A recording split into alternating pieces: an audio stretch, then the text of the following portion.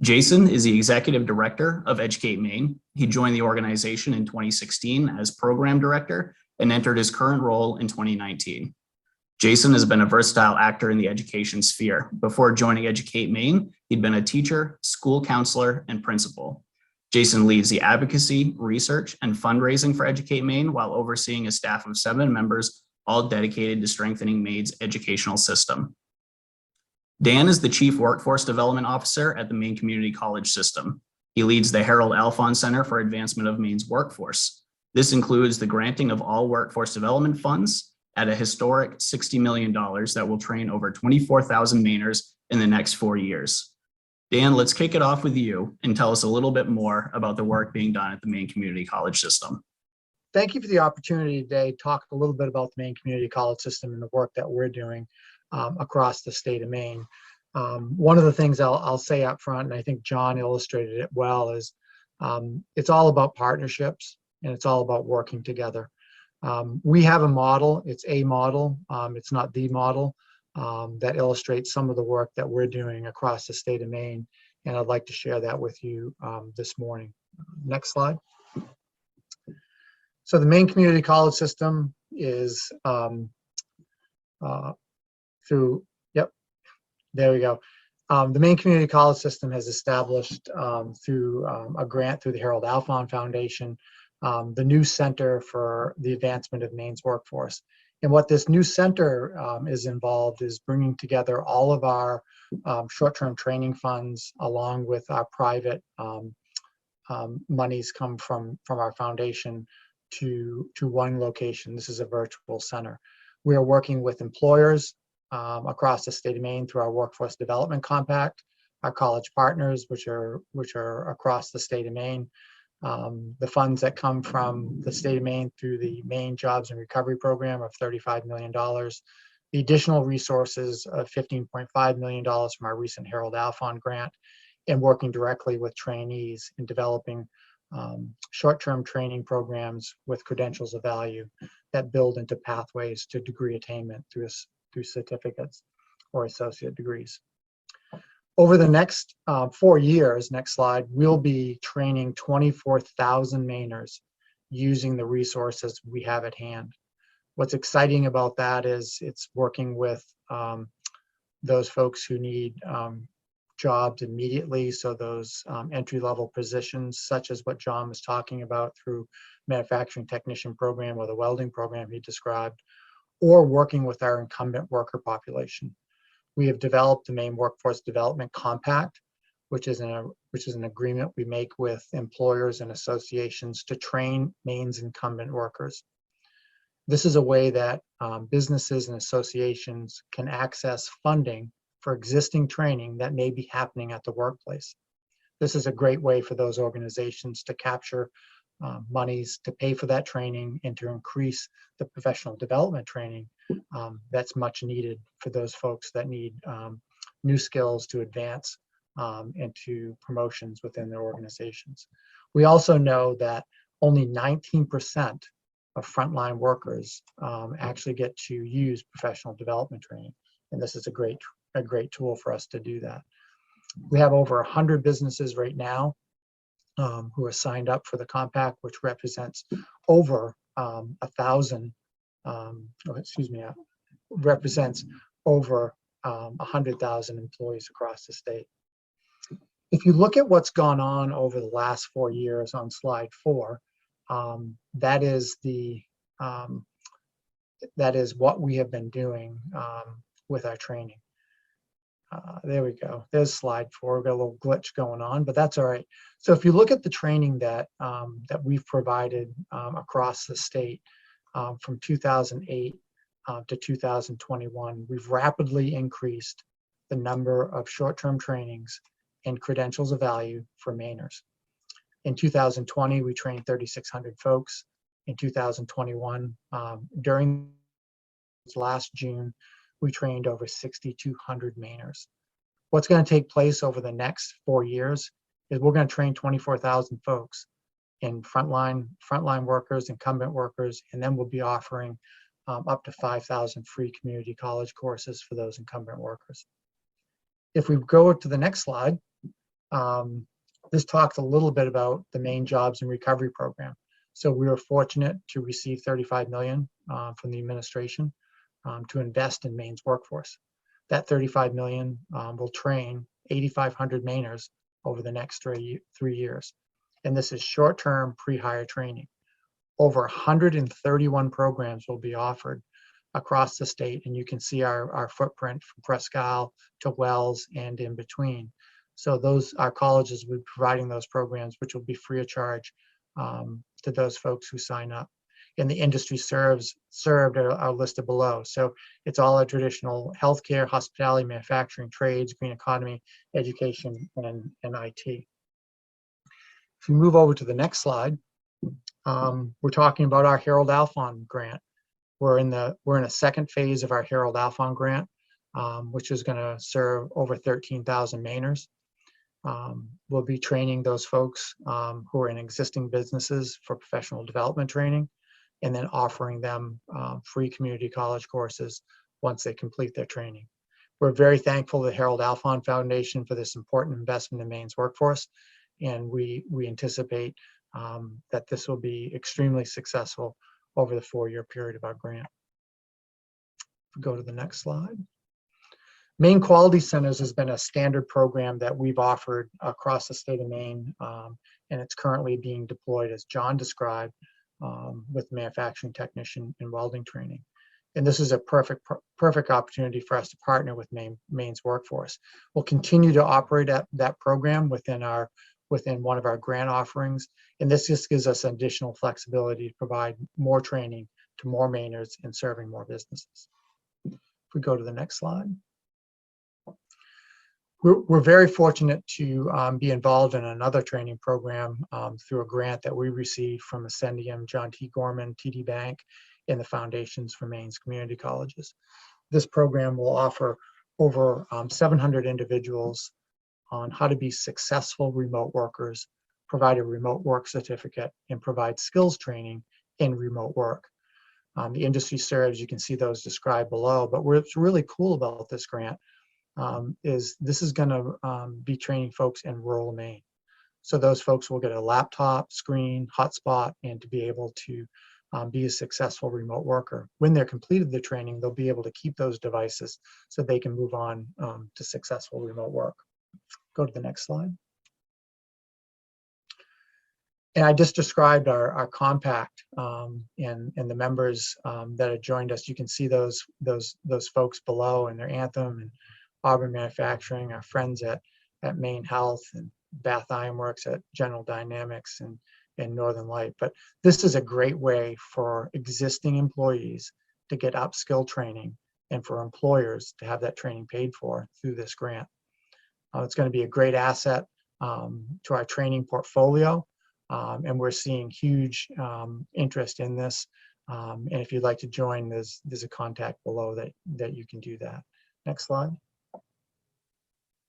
Again, I want to thank you for your time. And one of the things I do want to highlight on a couple other initiatives that we're working on is, again, we're interested in training Maine's workforce, all of Maine's workforce, which means we need to dig deeper and we need to look to other programs that we can offer, such as working with our folks who are departing corrections, our folks in recovery, those folks who are low-income Mainers and new Americans, because this is a population that has skill gaps and has the potential of really being a powerful impact in Maine's workforce. So I thank you for your time, and I look forward to your questions this morning. Thank you, Dan. To say that what you've done with short-term credentialing and upskilling in a variety of industries at a low cost to be valuable and impressive would just fall short of what you're doing. Thank you so much. At this time, I'd like to turn the floor over to Jason Judd with Educate Maine and hear a bit about what Educate Maine has been up to. Thank you, Jason. Thanks, Simon. I appreciate the invitation to join you folks today and certainly be here with our partners at the Maine Community College System, who we work with on a variety of different initiative. So what I wanted to do today was talk a little bit about kind of where Educate Maine fits into workforce development and education. And I'm going to do two things. One is I'm going to give you sort of a short snapshot of where we are with education and workforce in Maine. And then I'm going to dive into some of the different programs and how we might be able to assist Maine employers with some of these workforce challenges that we often talk about. So as many of you know, Educate Maine's a business-led education nonprofit, and we're really all about education and business partnership specifically. That's how we do our work, and that's how we do it best, is by aligning our work with other organizations and then working together collaboratively on common agreed upon goals. So what I wanted to do is I'm going to dive into a report that we just put out a few weeks ago called our Education Indicators Report, and show you a few statistics to take a look at really what the future workforce in Maine looks like. And then we'll dive into some practical examples about ways you can engage with our work specifically. So our Education Indicators Report's published annually. It's right available on our website, educatemaine.org.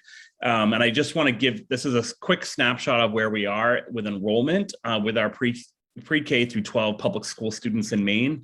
We've got about 170,000 or so young people in our school systems. And as we know, those students have a whole variety of diverse needs. Some of them are economically disadvantaged.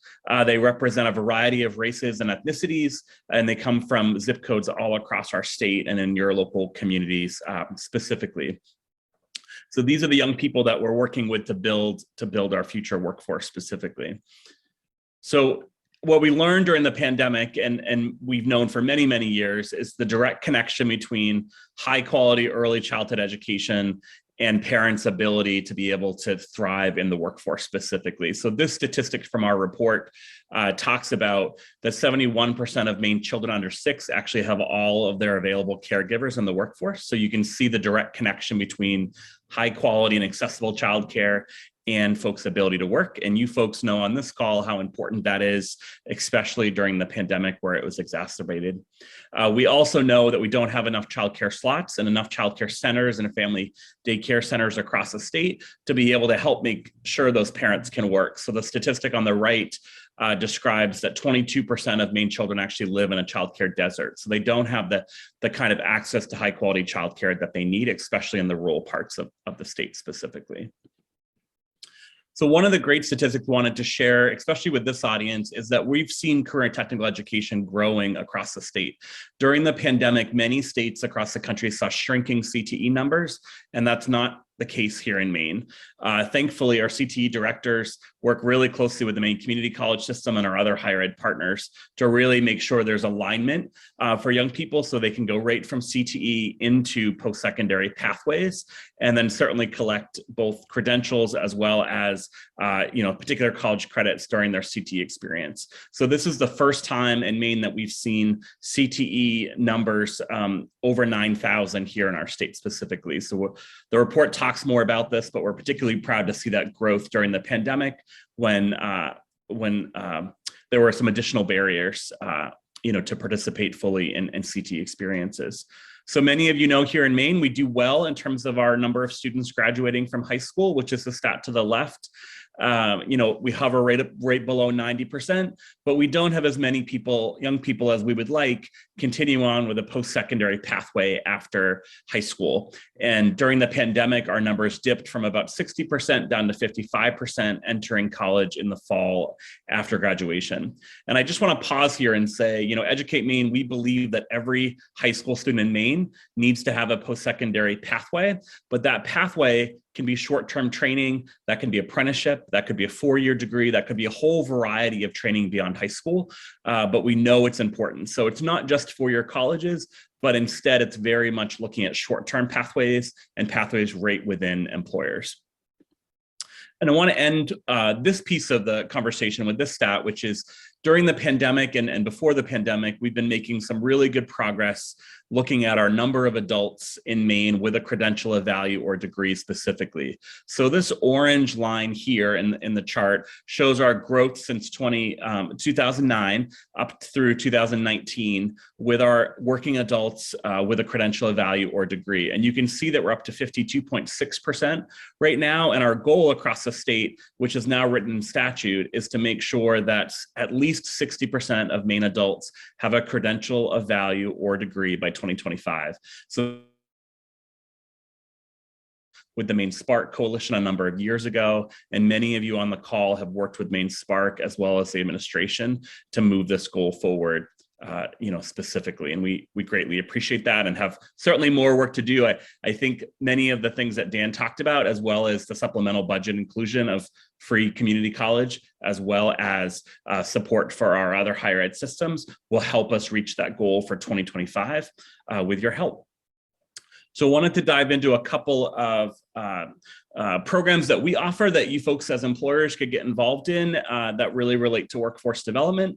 So you might have seen lately, we run the Maine Teacher of the Year program for the Department of Education, and we celebrate and honor teachers all throughout the year because they do very challenging work. We recently announced a guest school staff program with the Maine DOE, where business leaders who oftentimes will have volunteer hours and volunteer days that they work, that they're able to actually substitute and kind of fill in into our schools to be able to pitch into the incredible workforce needs within our school system right now. So if you're interested and you're an employer and you'd like to volunteer a day here or there, or use some of your time to help out your local schools, I put the website there. Would love to recruit more employers into this program. It's a great way to give back, and certainly there's a significant workforce shortage with our educators and then our support staff, bus drivers, office staff, culinary arts staff, et cetera. So wanted to throw that out there as one potential option. Many of you on the call here are then involved with our Education Leaders Experience program, which is our program where we bring educators to different employers each month and learn about different parts of the economy. So we visited places like BIW, the Jackson Laboratory, IDEX, WEX, and others, where we bring educators in to learn about career pathways directly from the employer. So if this is something you're interested in, then having groups of educators visit you and learn more about your sector so that they can make sure that they're mentoring and honoring that sector in their schools and their roles, please reach out to me. Every month we go to a different part of the state and make sure that we're teaching folks about aquaculture, biopharma, agriculture, and other sectors specifically. Many of you have been involved with the Project Login program, which is all about building the tech workforce. It was founded by 7 of Maine's CEOs, as well as the University of Maine system. And this is really about how can we help young people pursue tech occupations? And as Dan mentioned, information technology related careers are certainly growing in Maine, and there's a lot of great grant programs and other support services to get more people into this industry. So there's a variety of ways to engage in our program. We work closely with the system and the other higher education institutions to make sure that we have more people going into this sector, as well as having the skills necessary to thrive once they get there. And I put the program directors' contact information there as well. And one of our newer programs, which is funded by Focus Maine and certainly supported by the Alfond Foundation, is called Maine Career Catalyst. And this is our program that's really looking at talent development through experiential education. So certainly our higher ed partners are very involved in this program. They do experiential education really well and make sure that students can transition into the workplace before they finish their degrees or credentials. So our program is a summer program right now that is open to interns, apprentices, and co-op students. And we offer free professional development, social and recreational experiences for students that are having these experiences during the summer months. So as an employer, you can actually sign up for this program completely for free. And we basically augment programming to convince the people that you're employing during the summer that they should begin their careers here in our state. So if you're an employer that might just have one intern our program can actually connect that one intern with dozens of other interns, either in the sector or in the location nearby, so that they can kind of build a social and professional network among the other students so that they have a robust experience here during the summertime. If you sign up for this program, we also have a partnership with Live and Work in Maine, so that if you're a member of Maine Career Catalyst, you can actually do your postings for interns and other experiential learning opportunities for free as part of this partnership. So you can certainly email Kate, our program director, for it to get involved. It's got a whole website right linked to our website, which you can learn about all the different options.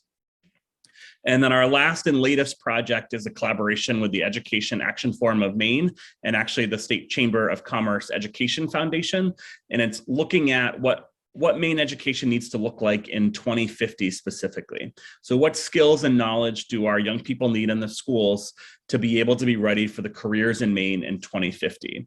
So this project is very much spending the next couple of months interviewing youth, educators, community members, and industry leaders about the most essential skills that are needed across the system. And then we're taking all of that data and taking a look at the patterns of what we heard to help inform our long-term education plan in our state specifically. So as industry leaders, this is a great way for you to share with education leaders what's the most important set of skills and knowledge for your sector, and be able to get together with these particular focus groups and get your voices heard. So I put the information on here, and they'll be in the slides that Angie shares with you folks. Very inclusive project, everybody at the table, and would love to have more voices in a variety of sectors represented so that we can make sure to partner with the Department of Education and look at how we might evolve our education system to meet the changing dynamics of the workplace specifically. So I want to finish up there, and I think I'll pass it back to Simon so that we do still have time for plenty of questions and discussion.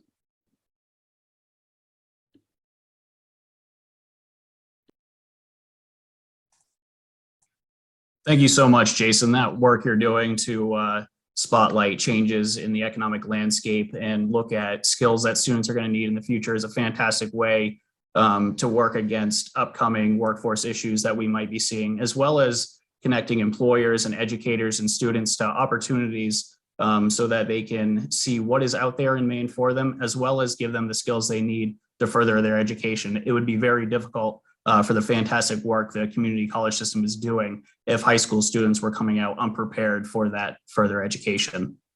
I do see that a couple of questions have come through, so I will work through those on the chat. Let's see. Our first one is from Heidi Peer, and I think this is directed to you, Jason. It came out during your graduation rate slide, and the question is, what is being done to reach the growing homeschool base?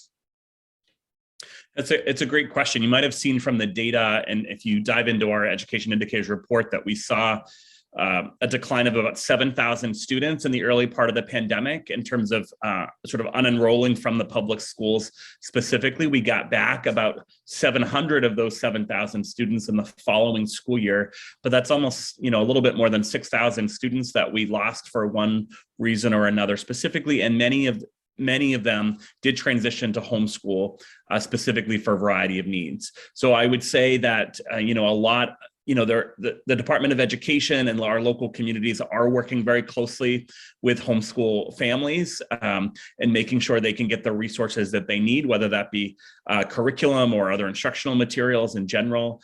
I think, to be honest, I think we need to do more to better understand the needs of the homeschool families and what needs that we can help with as a nonprofit leader in this space so that we might be able to actually offer more robust programming in the future. So Heidi, if you have direct connections or you have that viewpoint, if you are a homeschool parent yourself, would be happy to chat with you more about it, because I do think that base continues to grow based on the data. And I would love to be able to think about how we could collectively as education organizations offer more resources specifically. I know many of them do take advantage of things like early college and other programs like that, but I think there's more we could do in that particular area. Thank you, Jason. The next question comes from the Sebago Lakes Chamber and is directed towards each of you. Sebago Lakes Chamber asks, how can I, as an executive director of a local chamber of commerce, get information on Maine Community College System and Educate Maine programs to my business members? Absolutely, I'll grab that one. I put our link in the chat on how to access our programming, and we have signed up again a number of great chamber members so that they can join the compact and share that with their employee members. So that's a great question and a great way to connect. And you can tie right into our website and get that, or reach out to me directly. Yeah, and I'll add on to that. Similar, our website's always a great place to stop for kind of base information about Educate Maine. And in the slides today, I put kind of the contact information for particular program directors that run those programs. We're also, luckily, the state chamber is really supportive of our work. We partner with them so closely that oftentimes we'll put particular program in the communications bulletins that are sent out by the state chamber specifically as a way to get information. And then lastly, I'll just say, if there's a program that you think your members would be really interested in and you want to hear more about, just send me an email, jason@educatemaine.org, and we can make sure to even give you particular narrative to put in your newsletters. Like, for example, if you're really interested in internships and want to know more about Maine Career Catalyst, we're happy to provide that content to you folks that you can just sort of copy and paste into your communications and make it customized for your region. And I know certainly that Angie and Simon will send out the slides with some of this base information that you could certainly make available to your members.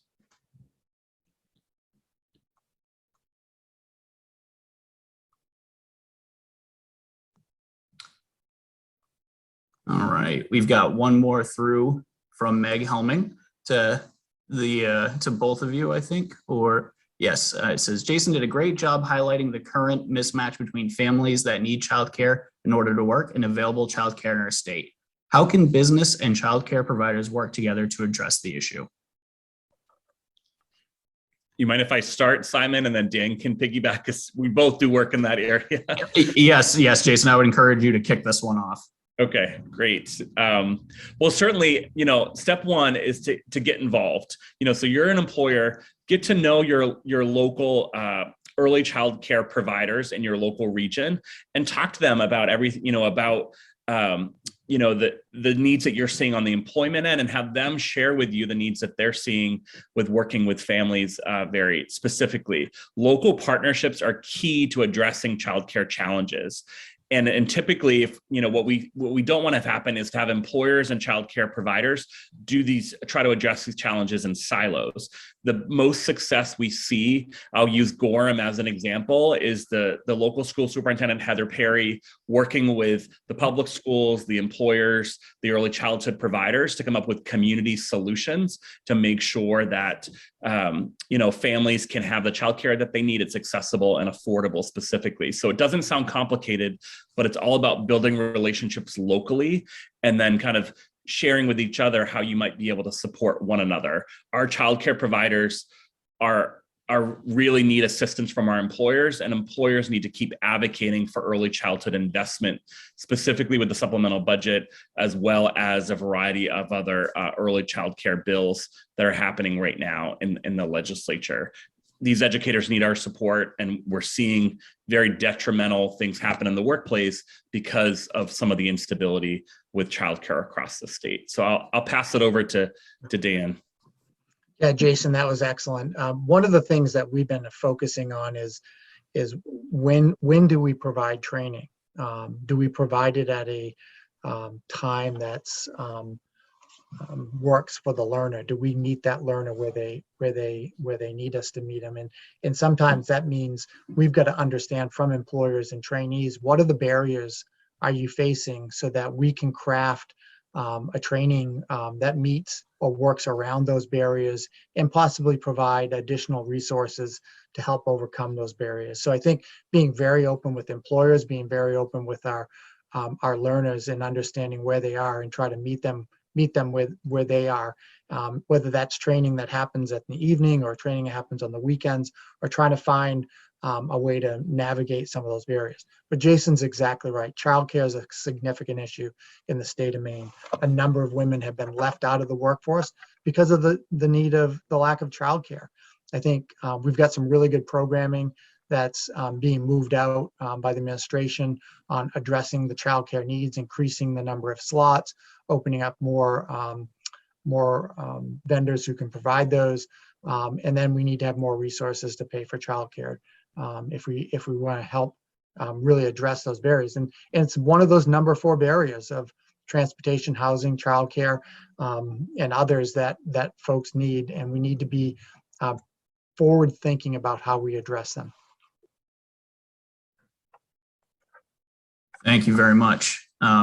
Sebago Lakes Chamber adds for businesses that want to work with childcare providers to help them so that their employees can have full-time employment.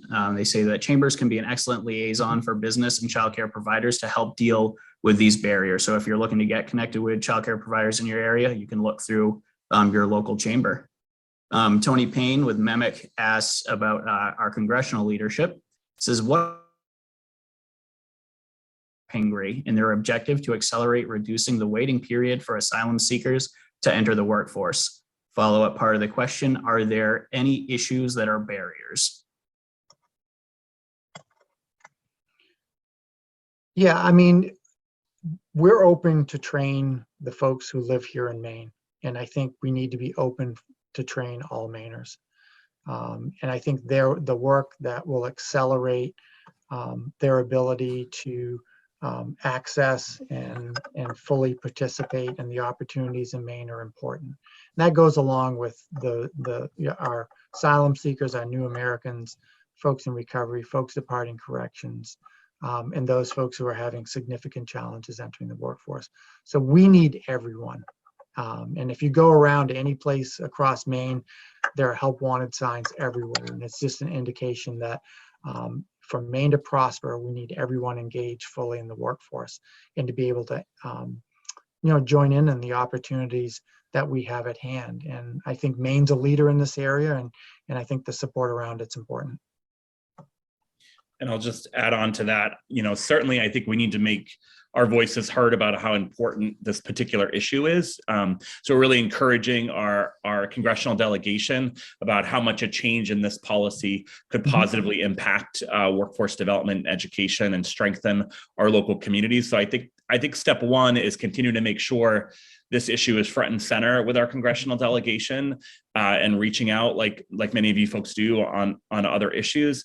Certainly when we think about the number of workers we need to be able to have a thriving economy, if you look at the 10-year economic development strategy, that's 75,000 more workers by 2029. And we're making some good progress in a number of sectors and certainly some great investments proposed in the supplemental budget, but we really need to make sure to reach that number to have a thriving economy. And so much of that number represents people moving here to Maine for the first time, and specifically supporting asylum seekers and refugees and others, in the workforce specifically.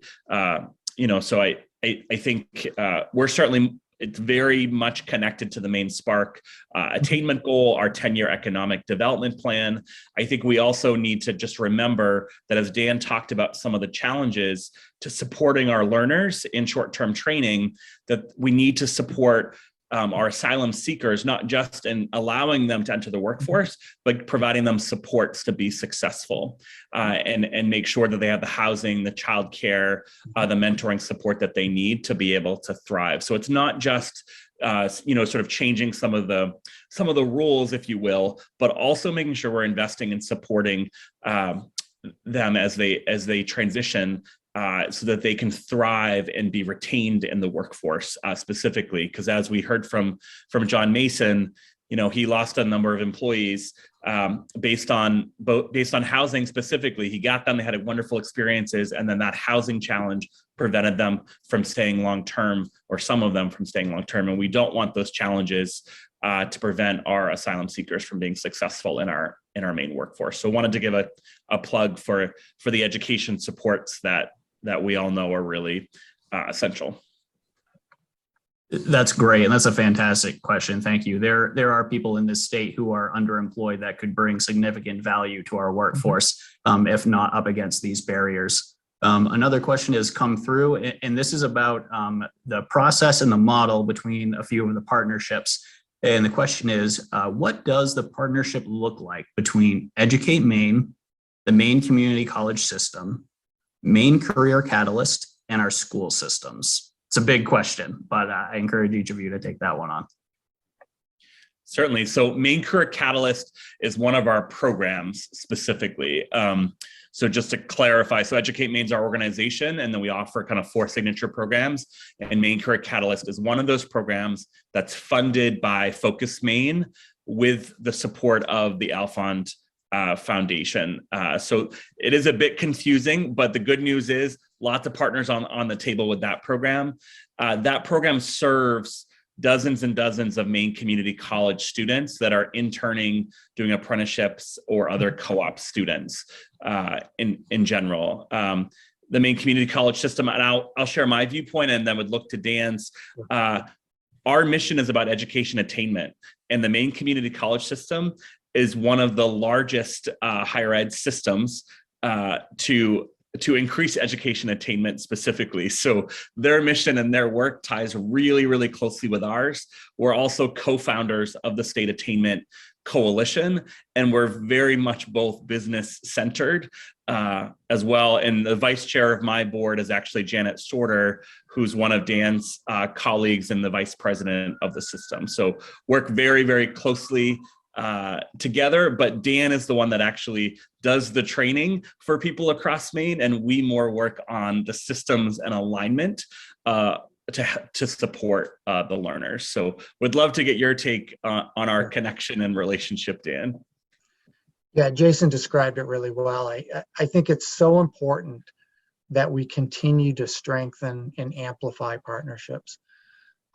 We have a really unique opportunity when we think about what's happening in Maine compared to what other states are doing.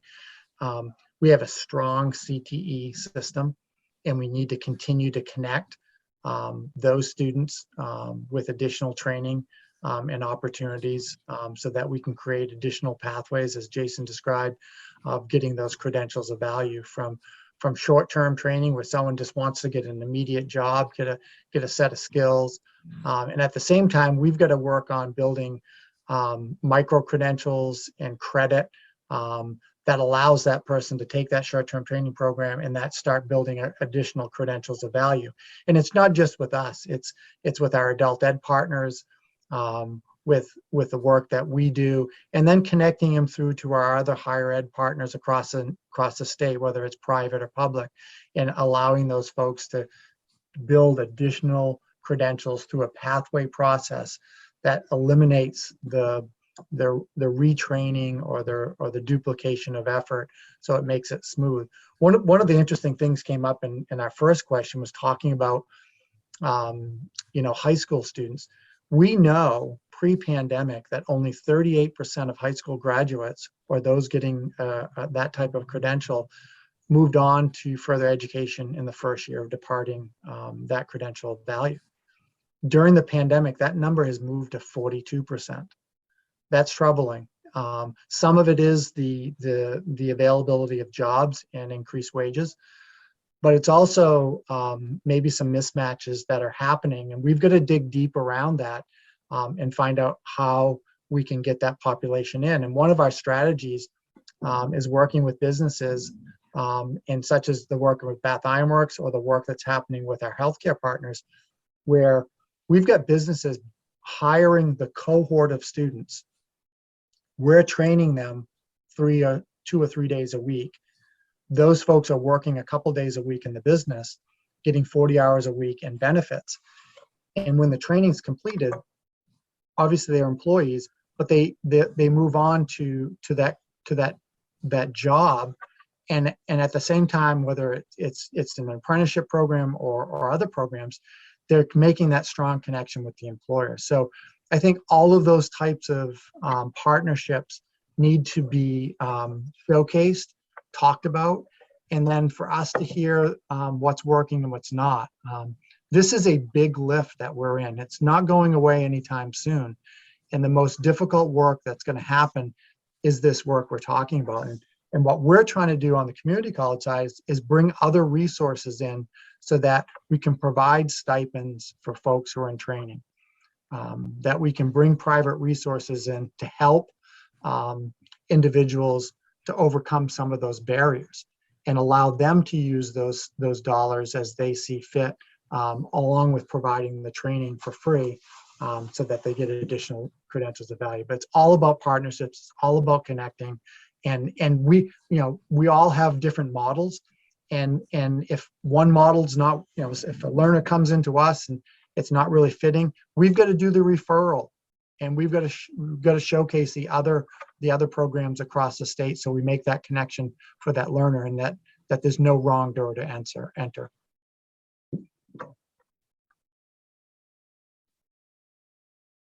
Thank you. We've had a couple more questions come in. I've got one from Paul here. It says, most open positions in Maine today can be filled by CTE/CC education students. Is anything being done from the higher levels, DOE, DOL, EM, MSCC, etc., to eliminate the stigma in our high schools and communities associated with CTE versus college prep pathways for students? I can certainly start. There's a couple of things that are happening. One, I just want to say that yes, totally agree. This is still a problem, and is talked about significantly with high schools and CTE regions and centers about the stigma specifically. The Maine DOE and the MACD organization, the CTE leaders have been working on communications specifically to change this stigma so that prospective CTE students in high schools can basically learn more about CTE.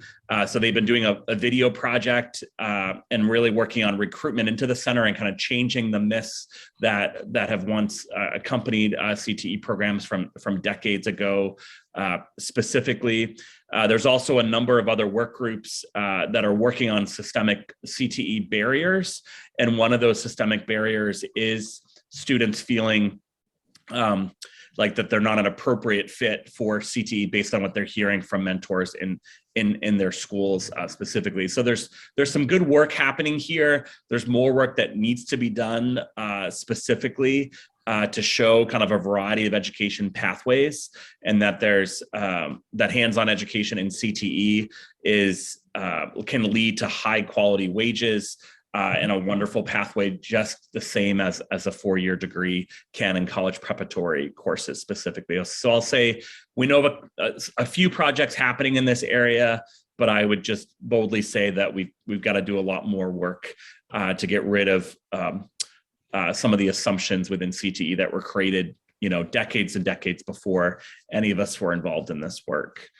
Dan, thoughts on that one too? I'm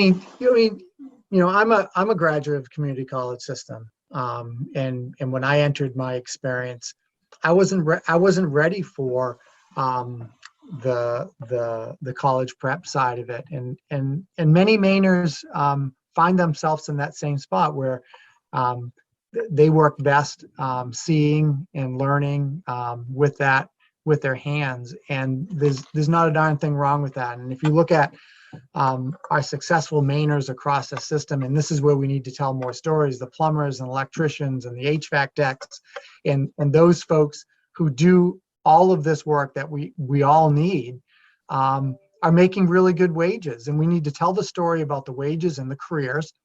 We need to work with businesses on amplifying their career pathways. One of the partners that was mentioned here was Dead River. Dead River has done a wonderful job illustrating career pathways and wages within their system. And I think we need to do more of that. There's a little bit of a mystery around it, but it doesn't need to have a stigma attached to it. Many folks who are working in the trade areas are making really, really good money and are highly successful. And I think we need to keep telling those stories and encouraging how we connect our training with our CTE population. We're ready to launch a really cool electricians program in June, and aligning that Journey electrician program to students who are departing CTEs. and getting those credentials of value so that they can get that licensure and make really good money. So I think we need to tell the stories. We need to drop this stigmatism around it, whether that's the CTEs or the work that, the adult eds are making a huge lift working with Mainers to get them ready. And we gotta back away from those and just really double down on what Jason's saying. We need credentials of value, and we need more Mainers to do that. It gets them higher wage, it builds our economy, and we all become successful around it. And our higher education system beyond us is very important.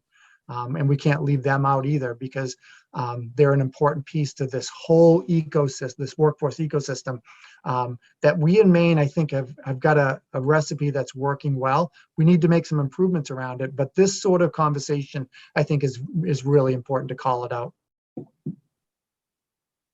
Thank you very much. Those are all excellent points. I know we're getting close to time here, but I have one more question that has come through, and I think we should explore it. It does feed into what you had just brought up, Dan, and it feeds into some conversations that you and I have had previously, Jason. It is our Maine system needs to be at the table as well. Our education system needs to show pathways for advanced degrees also. USM is ready to be part of these pathways. Strengthening our partnerships is critical. Any suggestions for strengthening partnerships with the Maine system? And great presentations, and thank both of you. Yeah, I'll pick that up. Our agreements between our system and the four-year systems, and building those articulation agreements so that we see a seamless pathway. I think we need to continue to do more of that. We have our four-year systems at our colleges recruiting our students. We encourage that. And we know that those that want to continue on have awesome opportunities with our strong four-year system in Maine. I mean, we can't do what we do in a silo. We have to do it together, and it's all about meeting the learners where they are, getting them through. With many of them want a low debt, so they sometimes choose to pick with us and go on with that. But we need to encourage that, because it's all about rising every single learner to allow them to pursue their goals and dreams. And I think the more of it we do, and the more partnerships that we can continue to foster, we partner strongly with our four-year systems and we're really proud of that work. And I'll just quickly add on, because I know we're running short on time, that the University of Maine system, Maine Maritime Academy, are deeply involved with workforce development and working with employers, just like the community college system is. And I think we really need to remember that four-year degrees and graduate degrees are essential to our economic growth. And we have just as many shortages with four-year degree holders in particular industries that we do with shorter credentials. So if we think about teachers, we think about some nurses, we think about engineers, we really need to also really expand our four-year degree holders. And if we think about research and development and innovation, our four-year degree holders and our graduate education institutions, along with the community college system, are leading the way in those areas. So yes, we focused a bit on short-term credentials and shorter-term pathways, but those have to be stackable to longer-term educational pathways and four-year degrees and beyond, because those are the skills our employers need. And they're going to keep evolving and need more skills as the economy evolves specifically. Thank you so much, both Jason and Dan. Wonderful hearing from you today, and the excellent work you're doing. Thank you so much for the insightful answers to the questions. Thank you, our participants, for being with us today and asking those questions. It really helped drive what we've done here today. And I again want to thank our sponsors, our presenting sponsor, Bath Iron Works, and our supporting sponsors, AARP Maine, Central Maine Power, Eaton Peabody, Northern Light Health, and Northeast Delta Dental. I hope everyone has an excellent day. Thank you.